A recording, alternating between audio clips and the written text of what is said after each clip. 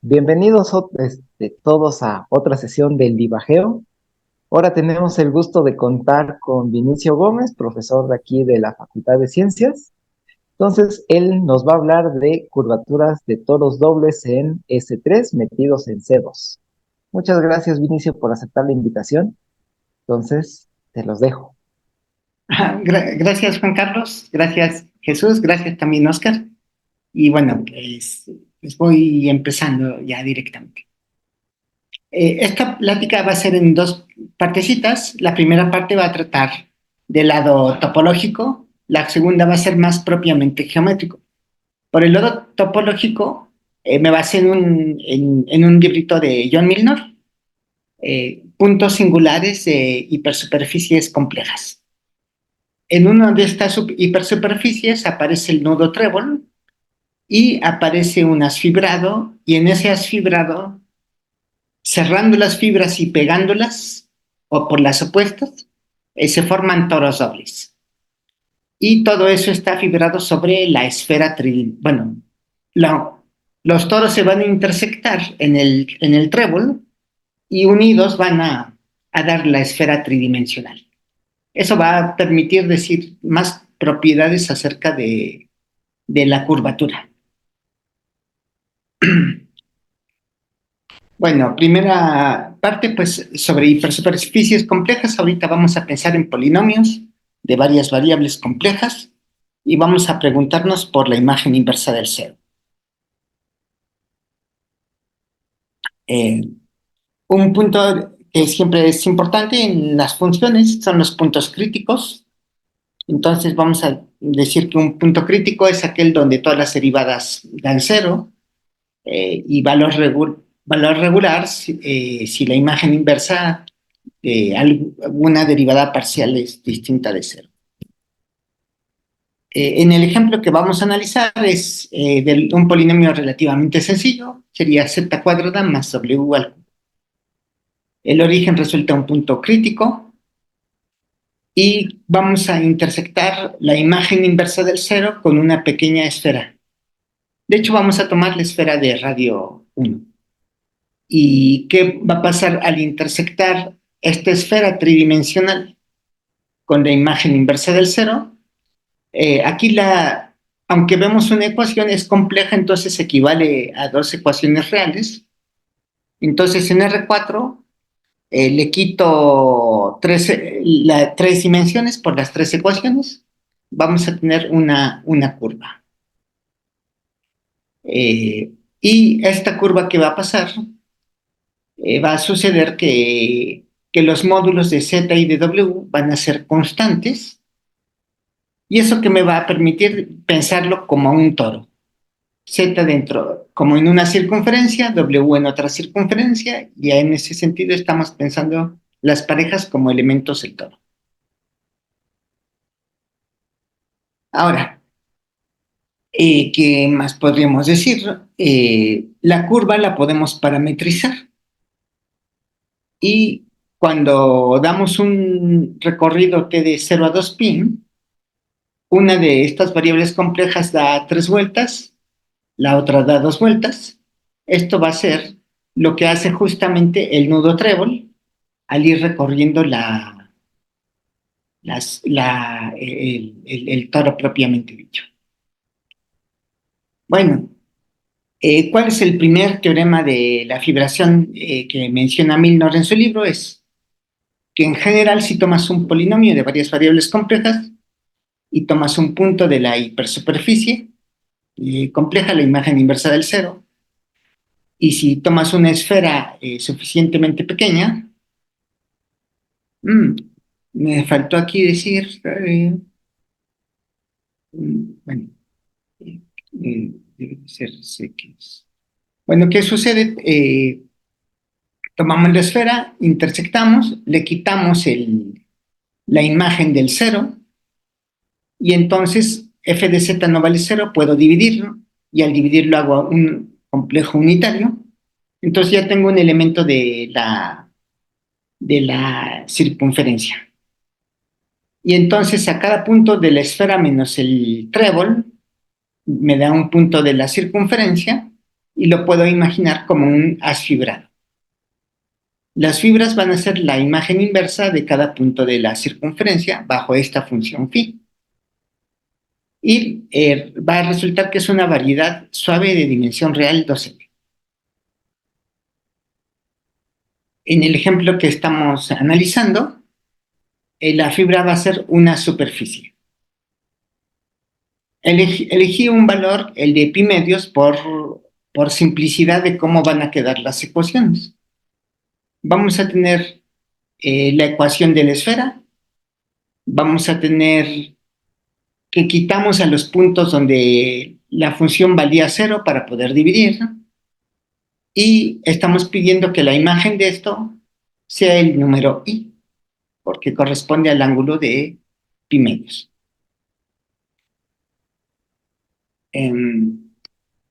Entonces, tomo la esfera y la puedo ver como este conjunto, añadí la condición, le quité los del trébol, y esta última condición la puedo ver como que este número complejo sea 0 y que su parte imaginaria sea positiva.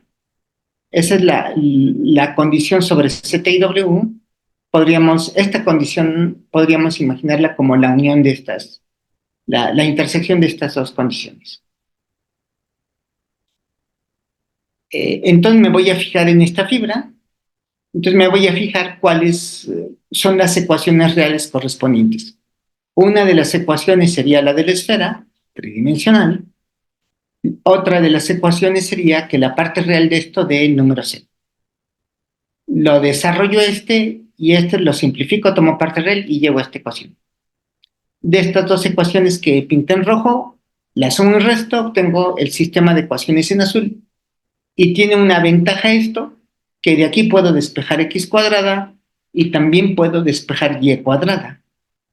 Entonces voy a tener casi una parametrización sencilla de la mayoría de este conjunto de soluciones. A ese le voy a llamar n.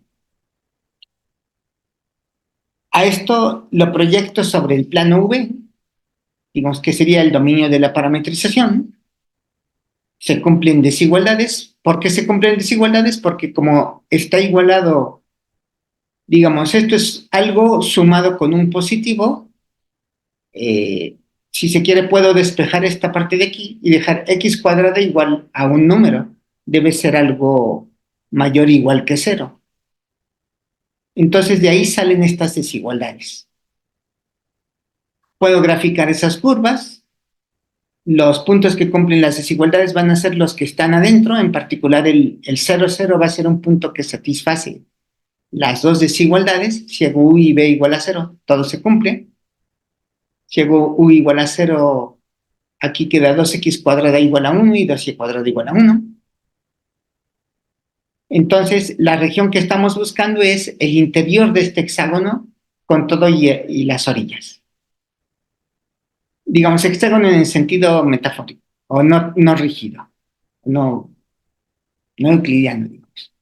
Bueno, el chiste es que se obtienen 4 hexágonos porque hay 4 posibles signos de x y de y. Recordamos que estaban al cuadrado.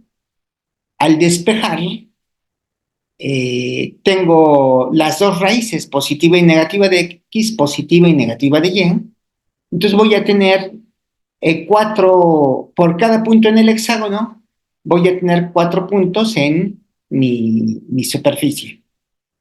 Entonces voy a tener 4 hexágonos que los voy pegando a lo largo de las orillas y obtengo, calculo la característica de Euler, resultados.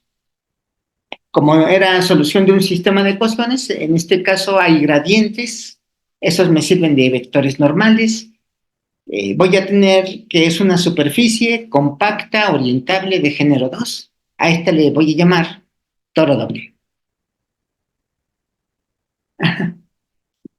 Y bueno, una pregunta es, ¿qué nos dijo Mildor? Mildor nos dijo, es una variedad, en este caso por las cuentas será una superficie. Entonces, ¿cuál superficie es? Es la fibra. La fibra en realidad no es lo que acabamos de decir, porque en lo que acabamos de decir tomamos un sistema de dos ecuaciones, pero faltaba una desigualdad para que fuera el número, el valor de la función fuera el número y entonces se impone una desigualdad que es esto que sea positivo. Esto se traduce en esto, y entonces, ¿qué le puedo decir a los puntos del toro doble? Unos son los que cumplen esta desigualdad, esos serán los que van al número i bajo phi, y esa será la fibra que le llamo pi medios. Otros son los que cumplen la desigualdad opuesta, que esto da negativo. Estos puntos van a dar al número menos i bajo la función phi. Estos serán la fibra menos pi medios. Y los que iban a dar al cero, estos serán los del nudo trébol. Entonces, ¿qué tengo? Al toro doble le quito una curva, que es el nudo trébol, y me quedan dos pedazos, cada uno es una fibra. Digamos que la fibra es la mitad del toro doble, con todo y orilla. No, bueno, le quito la orilla porque la orilla es justo el trébol, ¿verdad? Entonces, la orilla es la mitad de un toro doble. ¿Qué va a ser eso? Eso vamos a abordarlo un poquito más adelante. Bueno, hay un segundo teorema de la fibración que también nos platica Milnor. Dice, si Z0 es un punto crítico aislado de F, entonces la fibra tiene, podemos decir además, el tipo de homotopía de la fibra, y va a ser el de un ramillete de esferas. ¿Y cuántas esferas? Va a ser la multiplicidad como cero del gradiente. ¿Qué era la multiplicidad de un cero de una transformación de Cm a Cm? Pues tomo una esfera centrada en el punto, como estoy pensando que está aislado, entonces puedo dividirlo, y esto va a una esfera de radio 1, y entonces tengo restringida G, tengo una transformación de una esfera a otra esfera. En topología diferencial se puede hablar del grado de una transformación suave que va de una variedad compacta en otra variedad compacta, siendo además orientables. En este caso, se define el grado y pues vamos a calcular el grado. Siguiendo a Guillemini Pollack, para calcular el grado basta elegir un valor regular de la función G. Esta G mayúscula es la que se obtiene de la G minúscula al dividir entre la norma. Tomo de esa función, tomo un valor regular, conto los puntos en la imagen inversa, y en esa imagen inversa, que va a ser un número finito, algunos les voy a poner signo más, otros signo menos, observando la diferencial de G mayúscula. Si preserva la orientación, le voy a poner un más. Si invierte la orientación, le voy a poner un menos. Hacemos las cuentas y ¿qué va a pasar? Que la multiplicidad va a ser 2. Y entonces el tipo de homotopía, lo que me está diciendo el teorema es que es la unión, la yunta, el ramillete, la cuña de dos esferas, de dos circunferencias. Entonces, ¿qué es lo que sabemos de la fibra? Su tipo de homotopía es el de dos circunferencias pegadas por un punto. Es la mitad del toro doble. Y entonces, ¿podré decir cómo es? Bueno, una estrategia de esto es recortar primero y pegar. Entonces agarré el toro doble, lo recortamos en hexágonos, aquí ya los puse derechitos para más facilidad. Ahorita todavía es la parte topológica, entonces no me importa la curvatura de los lados exactamente, eso hablaremos después. Pero entonces, ¿qué va a pasar? Tengo los hexágonos y cada hexágono lo marco con los signos según X y Y sea positivo o negativo. Y en cada uno de estos hexágonos, en el toro doble tenía la curva que era el trébol.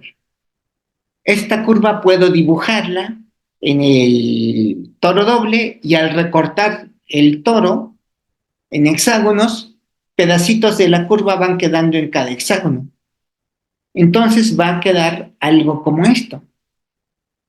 Luego al pegarlos, se vería algo así. Tengo el toro doble y tengo el nudo trébol, en rojo, encajado adentro del toro doble. Luego, un problema era identificar la fibra. Entonces, el trébol, la orilla, los que van al cero, son las curvas que habíamos pintado. Pero de la mitad de la fibra estoy subrayando, coloreando la parte, digamos, los que van al cero son los que eran la curva y los que toman valor positivo, esos son los que estoy subrayando en rojo. Entonces esto lo vamos, ¿qué podemos hacer? Puedo aplicar la homotopía desde aquí. Si aplicamos aquí la homotopía, estos pedacitos de disco se convierten a puntos y estos como Y se enflacan a ser Y mediante una homotopía. Y ya que hice la homotopía, lo vuelvo a pegar. Entonces tengo dos Y que pego en los vértices y entonces de ahí formo una letra como la letra griega teta. Y puedo aplicar una homotopía más contrayendo este segmento y de ahí tengo el ramillete de las dos circunferencias que nos dijo Milnor. Entonces ya me voy convenciendo de que va bien. Entonces, en resumen, ¿qué sabemos de las fibras? Su cerradura es superficie orientable compacta con frontera. La frontera es el nudo trébol, que es homeomorfo a una circunferencia. Su tipo de homotopía resulta un ramillete de dos circunferencias.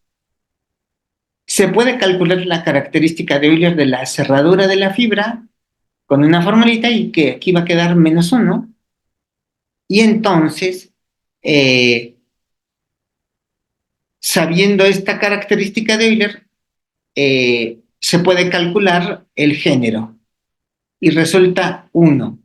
En este caso el género no es par porque es superficie con frontera. Entonces, de alguna forma le falta un disco para que sea como las otras superficies que hemos estudiado. Pero resulta que, entonces, pegándole ese disco ya tengo un toro.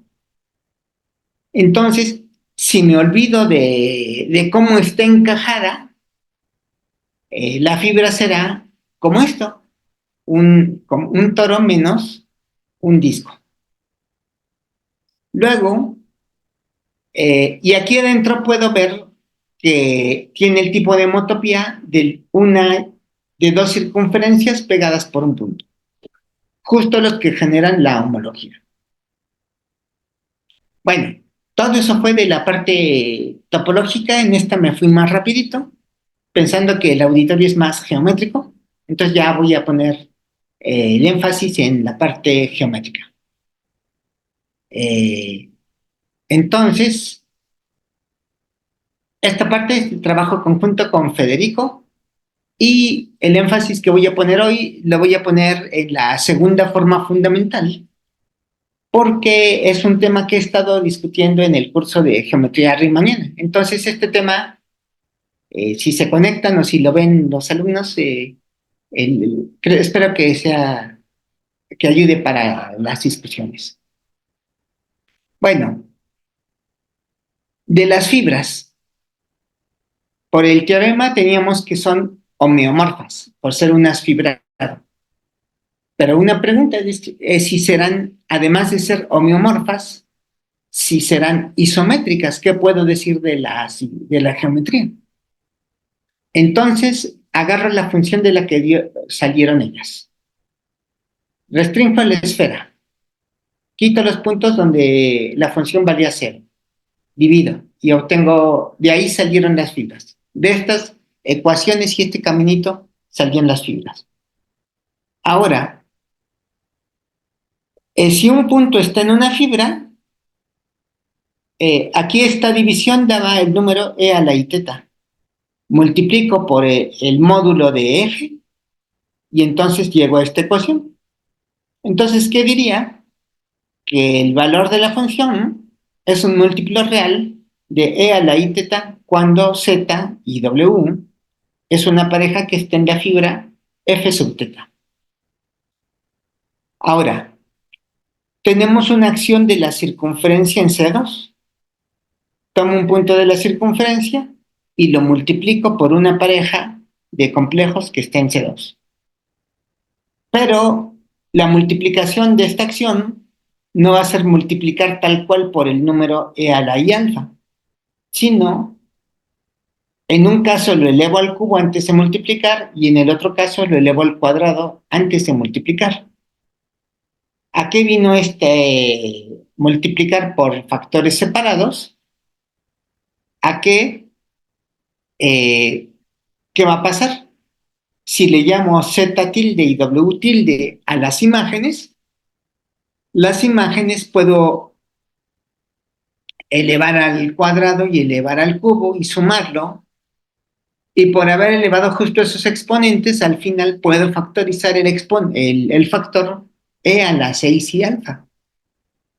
Entonces, si el punto ZW estaba en una fibra, el valor de la función era e a la i teta. ¿Qué pasa con la imagen bajo esta transformación? La imagen va a ser un punto en el cual este sería multiplicar lo que valía la función, que es e a la i teta, por este otro factor, que es e a la 6 y alfa, se suman los exponentes y esto queda un múltiplo real de e a la 6 alfa más teta por i. Es decir, esta transformación lleva fibras en fibras. Y una pregunta es si esta transformación será una isometría. Entonces, pues vamos a examinarla. La escribimos como función de los complejos de los complejos, pero puedo tratar de pensarla como de R4 en R4. Entonces Z lo veo como X y Y, W lo veo como U, B. Multiplicar por Z solamente influyen los factores X y Y. Multiplicar a W por una constante solamente modifica los términos U y B. En el caso, la acción influye en los primeros dos factores, en el otro en los segundos dos factores. Y esto, si me olvido del otro factor, cada uno es una rotación. Una es la rotación de 3 alfa, otra es la rotación de 2 alfa. Ahora, son dos rotaciones en un sentido simultáneas y como con ejes o planos distintos. El hecho es que va a ser una isometría de R4. ¿Cómo podemos ver que es una isometría de R4? Por ejemplo, esta matriz puedo pensarla como composición o producto de otras dos matrices más sencillas. Una donde está la de la rotación y la identidad, arriba y abajo, y otra donde primero está la identidad y abajo está la rotación. Cada uno de esos factores de esa composición sí es isometría claramente. ¿Y qué va a pasar al componer dos isometrías? Me va a dar otra isometría y entonces esto va a ser una isometría.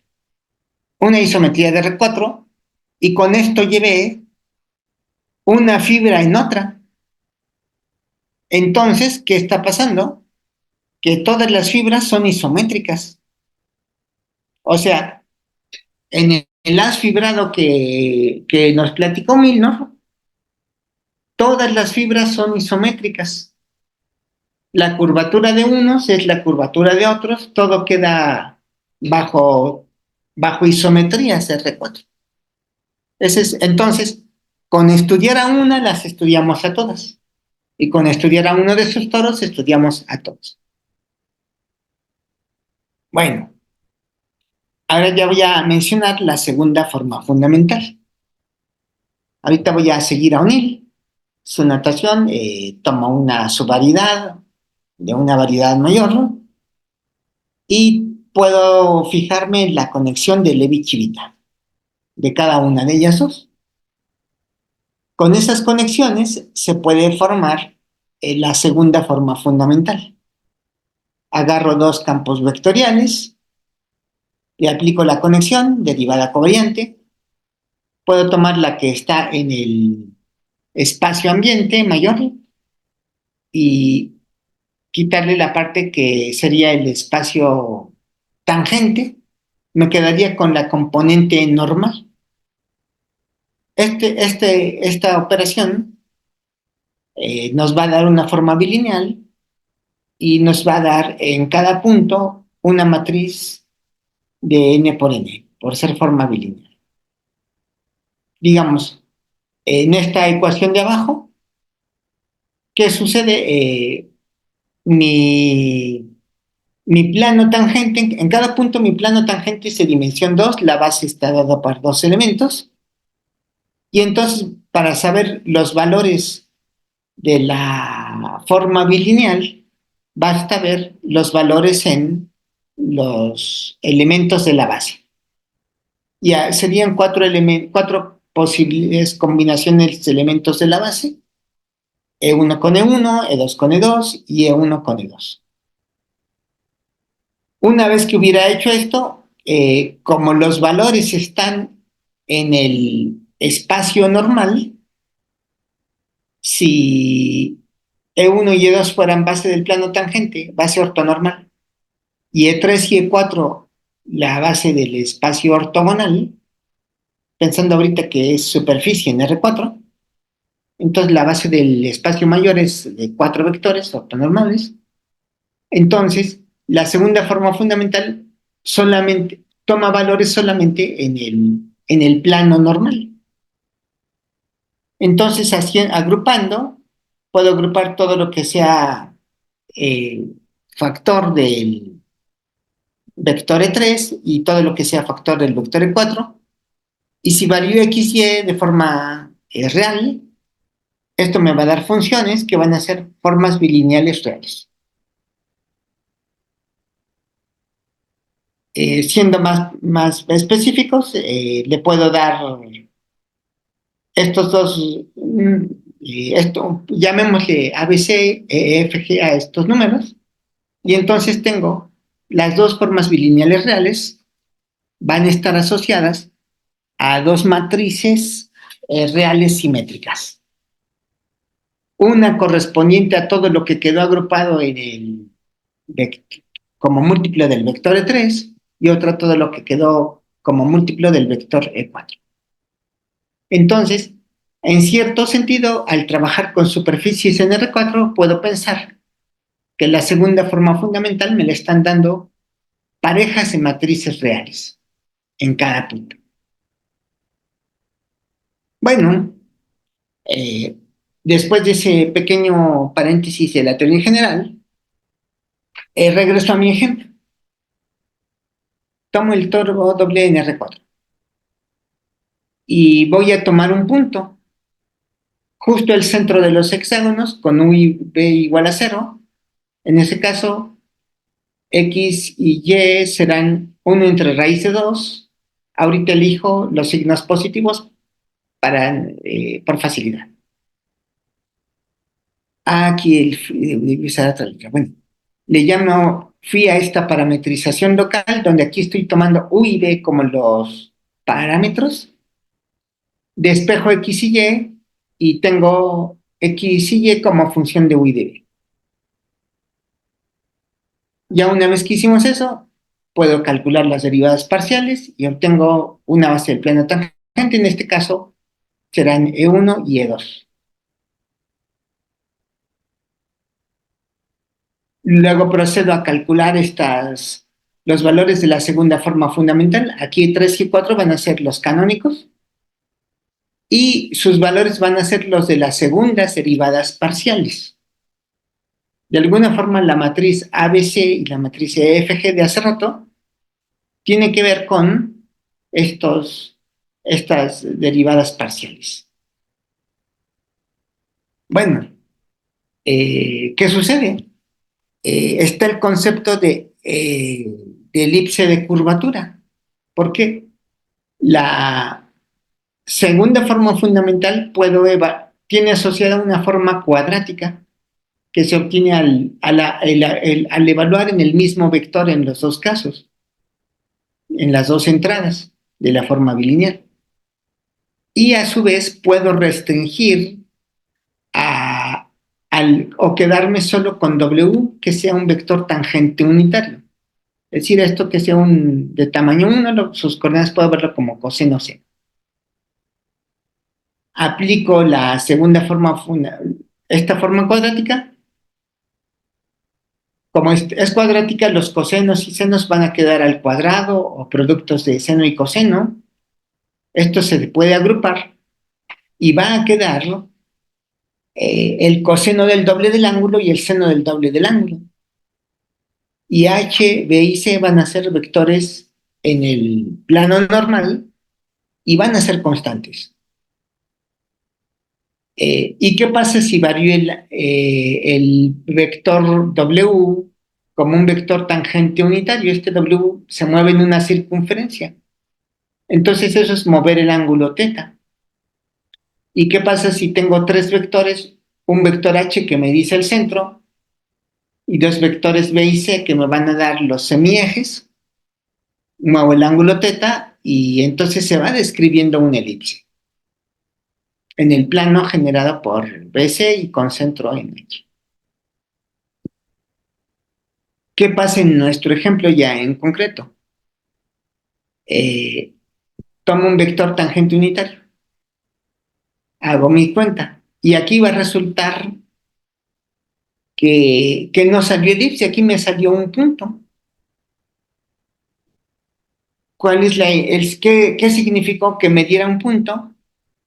Que la superficie se va a curvar igual en todas las direcciones. ¿Cómo podría tratar de motivar esta afirmación de que este es el significado? Una idea es las secciones normales. Tomo un vector tangente y puedo cortar mi superficie con el subespacio tridimensional generado por los dos vectores normales y por este vector tangente. Eso genera un subespacio tridimensional, un hiperplano, y ese hiperplano corta a mi superficie en una curva. A esta curva le voy a llamar gamma sub θ, porque W venía determinado por el ángulo θ. Esta curva la puedo parametrizar y puedo derivar dos veces y evaluar en cero y llego justo a este vector. Entonces, ¿qué está pasando? Lo que está pasando es que eh, parado en este punto, camino en cualquier dirección, sigo esta curva donde está obtenida cortando con un hiperplano que contiene el plano normal, y la curva está igual de curva en el punto. Eso es lo que está pasando aquí. Hay un concepto relacionado con esto y vamos a abordarlo. Tomo una superficie en R4 y tomo un campo vectorial unitario y normal a la superficie. Se dice que una recta tangente es una nu dirección principal si está generada por un vector en el cual esta función alcanza un valor máximo o mínimo. ¿Qué es esta función?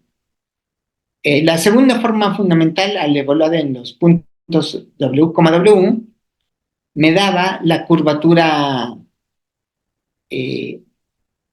bueno, me da un vector normal, pero ese vector normal pueda hacer su producto escalar con el del campo vectorial unitario. Y entonces al hacer ese producto ya tengo un número real. Entonces ya tengo una función a los reales. Esta función, como la circunferencia es compacto, alcanza su máximo, su mínimo, y de allí a eso les llamaré las curvaturas principales, las no curvaturas principales porque dependieron de la elección del campo vectorial unitario. ¿Y qué va a pasar? En general van a ser dos números distintos y voy a tener dos direcciones principales, pero en algunos puntos excepcionales puede ser que que la curvatura máxima y la curvatura mínima sean la misma. A un punto así le voy a llamar no umbilico. Pero ¿qué pasa si es no umbilico con todos los campos vectoriales normales unitarios no? Pues entonces vamos a decir que es totalmente umbilico. Y justo el punto que tenemos es así. Bueno, eh, ahora retomando, relacionando con cosas más estudiadas, está la ecuación de Gauss. ¿De qué nos habla la ecuación de Gauss? De la curvatura sección, tomo una subvariedad, aquí me faltó la raya, dentro de una variedad mayor, m barra, y entonces puedo hablar de la curvatura seccional de la subvariedad y de la curvatura seccional de la variedad mayor, en el mismo punto, con el mismo plano tangente. Entonces, hay dos curvaturas seccionales, una es K normal y otra es K con la barra, y la ecuación de Gauss nos dice la relación entre las dos curvaturas. Y esa relación aparece mediada sumándole un término en el cual aparece la segunda forma fundamental y aparece la métrica riemanniana. Y en nuestro caso, K sin barra es la curvatura gaussiana del toro doble y K barra va a valer cero porque la variedad ambiente es R4, que es un espacio euclidiano, y entonces esta curvatura va a valer cero. Y entonces, ¿qué va a pasar? Si además elegimos como vectores V y W una base ortonormal, si es ortogonal, este producto de B con W va a dar cero, y si es unitario, son unitarios, estos productos escalares también van a dar 1, y entonces se va a simplificar esta división, va a ser dividida entre 1. Entonces, la curvatura va a ser nada más una resta de dos productos escalares, donde aparece la segunda forma fundamental. Y en nuestro caso ya habíamos calculado los valores de esta segunda forma fundamental. Me quedan dos vectorcitos. De un lado, del otro lado me queda el 0, vector 0. Esto se simplifica. Y aquí el producto de estos dos da el número 1. Por cierto, que hace rato habíamos dicho que la segunda forma fundamental tenía asociadas dos matrices. Puedo agarrar estas matrices por separado, calcular su determinante, y resulta que sumando da la curvatura gaussiana. Así está enunciado en el librito de Izumilla, Romero Fuster, Suárez y Tari. Y de hecho, pues se podría formular así. La curvatura gaussiana de una superficie de R4 cumple esta relación. Y esto vimos que se valió en el punto totalmente umbilical. Veamos qué pasa en otro punto. Otro punto que sea sencillo para que las cuentas, donde las cuentas sean sencillas. Toma ahorita el que V vale 1 y los demás valen 0. Aquí puedo despejar, sustituir. obtengo una ecuación en la que solo aparecen u, x y puedo empezar a derivar. Derivar de forma implícita y evaluar en el punto. Se pueden ir despejando estos números y entonces, aunque no tenga la fórmula explícita, digamos aquí en principio u sería una raíz cúbica de x y y, gracias a la derivada implícita puedo saber los valores de esta segunda forma fundamental sin tener que saber exactamente x, la regla de correspondencia explícita en el punto. Entonces aquí, ¿cómo quedó la elipse de curvatura? En este caso, me va a quedar un segmento de recta. Y luego, digamos que eso va a ser una elipse degenerada. Ahora, ¿qué pasó con la curvatura gaussiana? Hago la misma cuenta y ahora me resulta el número 5/9. Cambió la curvatura gaussiana. Y bueno, para la parte final está otro concepto que es el de las nu líneas de curvatura, donde nu era un campo vectorial normal unitario. Es una línea de curvatura, es una curva en la cual el vector derivada de la curva apunta en una de las líneas de las direcciones principales de la variedad en el punto. Y se puede hablar del nu operador de forma, como el que cumple esta identidad para todos los vectores x y y en el espacio tangente. Bueno, de aquí va a salir que cumplen una ecuación diferencial. Ahora, otro concepto es el de las direcciones asintóticas. Tomo una recta, ¿y cuál va a ser una no dirección asintótica? Pues donde la no curvatura normal valga 0.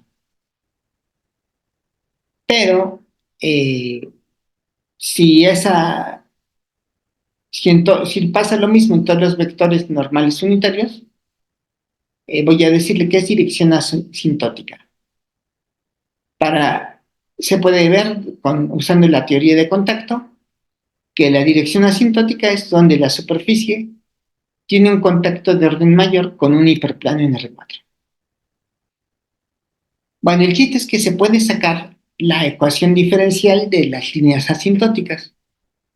Estos 4 autores en su libro mencionan que, pues sí, la segunda forma fundamental tiene asociadas 2 formas cuadráticas, pero si supiéramos los coeficientes de estas formas cuadráticas, se podría saber la ecuación diferencial de las líneas asintóticas, que es prácticamente como surgida de un determinante donde 2 de los renglones son los elementos de las formas cuadráticas.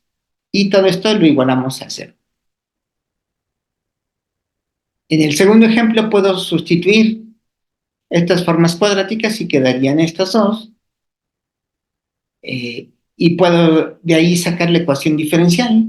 Pues va a simplificarse y va a quedar esto.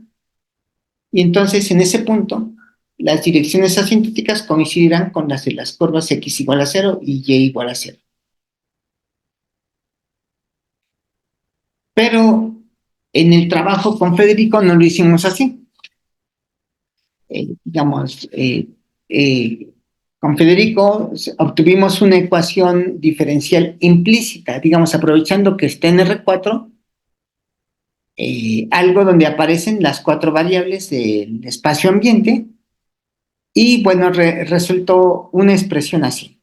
En el artículo que estoy poniendo de referencia, ¿qué sucede? Q va a ser el número 3, y aunque ahí en el artículo se hizo en general para Qs mayores iguales que 3.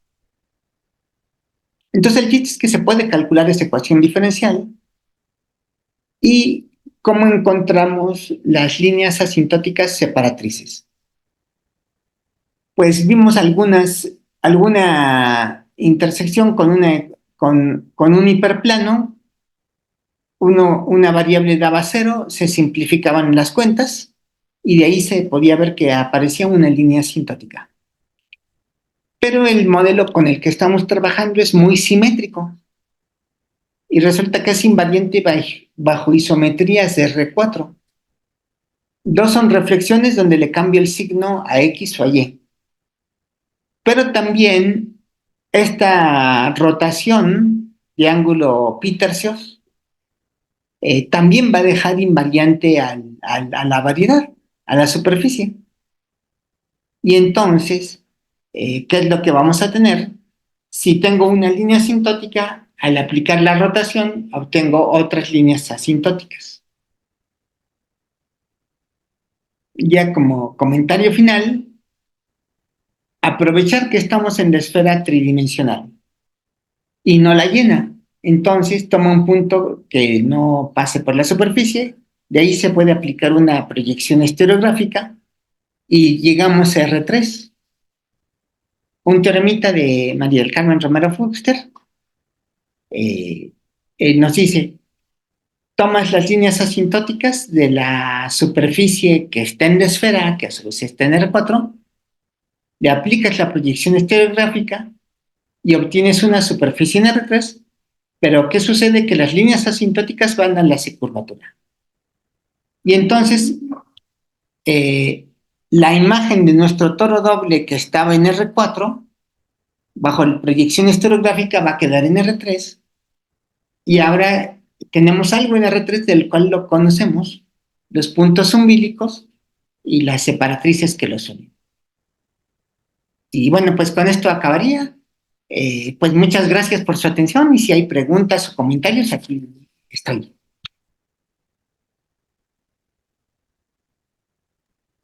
Gracias, Vinicio, por la presentación tan bonita. Déjame poner aquí están los aplausos virtuales y las serpentinas virtuales.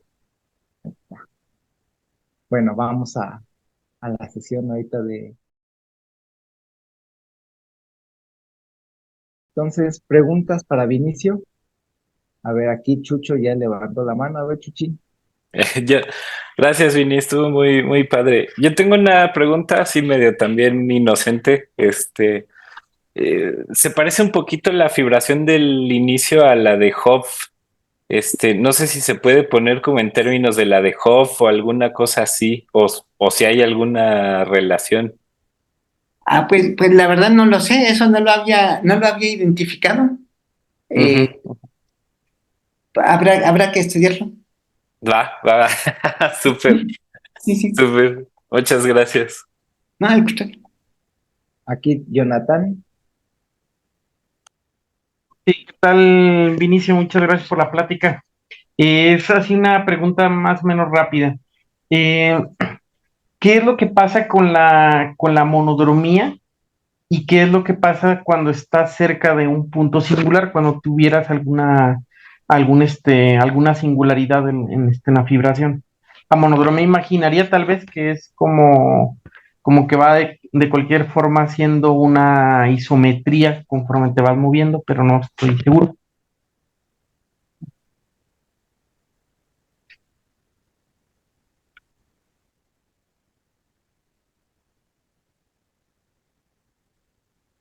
Pues ahorita no tendría la respuesta, sin embargo, ¿qué si menciona Milnor?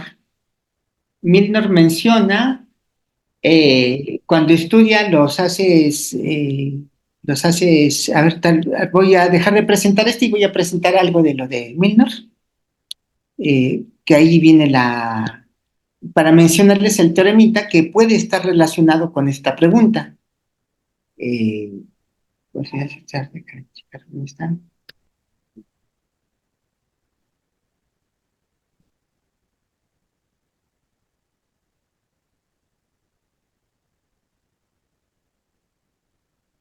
Digamos que menciona un teoremita en el cual aparece la relación con eh, con el polinomio de Alexander. Entonces, este es el librito de Milnor, y aparte habla del, del número de Betty de la figura. Vamos a ver si estuviera bien.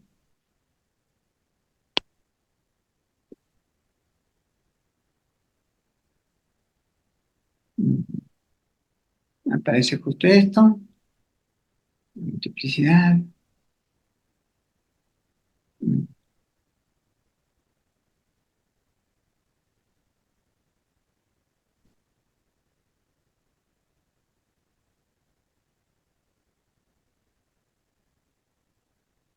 Aparece el homeomorfismo característico de la fibra, pero, y lo relaciona con un polinomio característico, y este va a ser el que está relacionado con el polinomio de Alexander. De hecho, dice este remark, este polinomio se puede obtener de otra manera, tomar las transformaciones cubrientes del grupo cíclico infinito, del complemento. ¿Y qué se puede hacer? Se pueden ver los generadores. Entonces, allí aparece el polinomio de Alexander. Yo creo que ese tiene que ver con la pregunta, pero digamos, buscaría por ahí. No, ahorita no es algo que ya tenga una respuesta, pero por ahí buscaría. De acuerdo, gracias.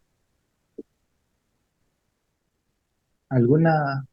A ver, Oscar. Hola Vini, muchas gracias por la plática. Ya me la ganó Chucho, la pregunta de la fibración de Hopf, ¿no? Así que va una un poquito más tranquila, digamos, ¿no? ¿Tienes idea como o sea, me imagino que ya habrán hecho algunas gráficas del doble toro así con estas características. O sea, mm, ¿tienes alguna idea de dónde la este, curvatura es positiva, donde la curvatura es negativa y eso? O sea, lo digo un poco porque pues luego, pues para las mismas clases como que hacen falta ejemplos pues que no sean como los de siempre, ¿no? Ujú. ¿Tienes alguna idea de eso? Bueno, digamos, de los dibujos que podríamos hacer en R3, Ujú. eh, pues digamos, donde se vea como un paraboloide, pensaríamos que la curvatura es positiva; donde se vea como un punto silla, ahí pensaríamos que la curvatura gaussiana es negativa, pero en realidad no hemos hecho los dibujos, y ahí es un pendiente, Sí. porque decimos, bueno, ya tenemos acabo diciendo, tengo ya uno en R3 del cual ya sé dónde están, ¿no?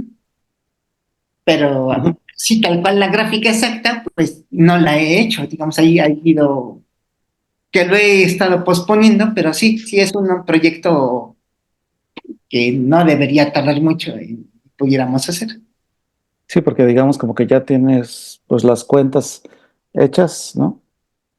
Este, y pues a lo mejor ahí luego ayuda para salirnos del ejemplo de la esfera y del toro, rotación y eso, ¿no?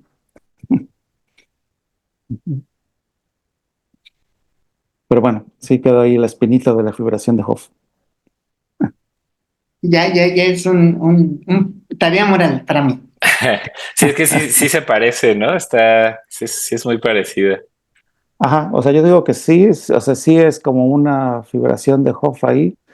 Pues nada más, como como la fibración, pues sí ha sido como muy estudiada, pues a lo mejor ahí en ese caso, pues sería bueno ver si del análisis que están haciendo Vini y Federico, pues a lo mejor sale alguna otra cosita. Ujú, ujú. Ujú. Ujú. Y bueno, pues ya, gracias. Aquí tenemos otra pregunta, Valentina.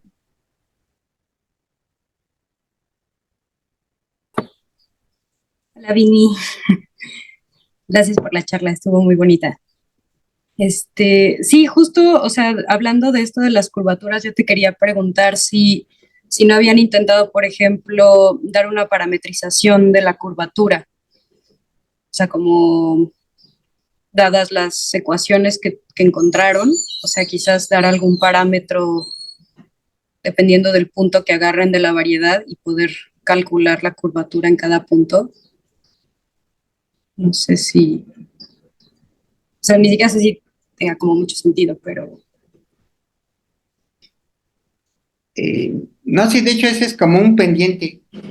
Y de hecho, con Santiago y uno de sus colaboradores, Enrique Artal, empezamos a trabajar algo, pero luego ya nos metimos en otras cosas y lo dejé. Entonces, pero sí es otra tarea moral que ahí tengo de terminar esas cuentas. Sí. sí, como que ahí podría ser más fácil, ¿no? Justo lo que, o sea, de la pregunta anterior, ¿no? De si tienes una manera de parametrizar esa curvatura según el punto que agarres, pues te puedes dar una idea como quizás más clara, ¿no? De la geometría de la variedad o algo así.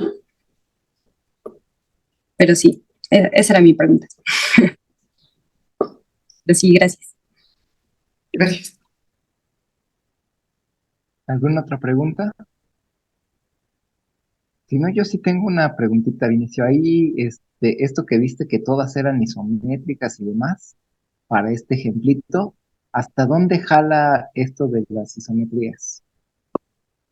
Ah, Que, si, o sea, bueno, que si tienes algún criterio, si dices, tengo estos polinomios, vamos a estudiar cómo están metidas bueno, las fibraciones que te aseguran bien lo que existen y saber si todas las fibras son isométricas o también la otra pregunta es si hay alguna forma a lo mejor no son isométricas, pero sí son conformes.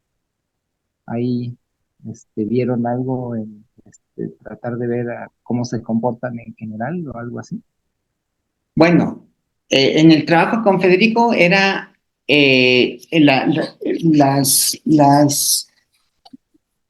las variedades o los polinomios en cuestión Ujú. son de la forma z cuadrado más w a la q. Ajá, ajá. Con, La Q lo hicieron en general, con ok. el q. Sin embargo, de allí se puede haber pasado z a la p más w a Más la W q a la Q. sin problema. ¿Por qué? Porque en última instancia vas a tener Vas a tener dos bloques, ¿no? dos bloques, donde cada bloque va a ser una rotación. Y entonces el 2 no jugó un papel importante, lo que importó fue que fueron dos rotaciones, que es como un producto donde hay Y una si rotación. tienes, y si tienes algo más general que esa suma de dos, bueno, que ese polinomio, Ajá, alguna otra cosa llama, ahí en lo de Miller dice, va, agárrate una que sea holomorfa. sí. Entonces, alguna otra, ¿hasta dónde llega esto? Digamos, dice uno, bueno, a lo mejor agarro Taylor hasta cierto orden o algo por el estilo, Ajá. y puedo sacar cosas por el estilo de esto, no sé, así en general. O sea, en esta lo que me estás diciendo es, para todos estos polinomios de esta forma, pues hay isometrías. Sí. Pero si yo no tengo polinomios de esa forma y yo tengo una función ya más general, ¿hasta dónde llega esto de las isometrías? Pues allí, digamos, ya con funciones ya más generales, ya Ajá, ahí no ya sí. sabría. ¿Qué sí se ha estudiado más? Muchos otros polinomios. En Mm, los temas de geometría algebraica aparecen varias familias de polinomios y Ajá, de hecho hay los polinomios de Brieskorn, son una familia que se ha estudiado y ok. hay, digamos, también se considera, creo que José Luis Cisneros, creo, Ujú. estudia cuando le pone conjugados o cosas así. Ok. Ajá. Y van apareciendo varias cosas. Es decir, se ha tratado de extender un poquito, pero no se ha llegado muy lejos. Esencialmente se han ampliado las familias de polinomios, pero no, que yo sepa, no se ha resuelto ya en Ujú, en general con general. Ah, variedades ok, ok, ok.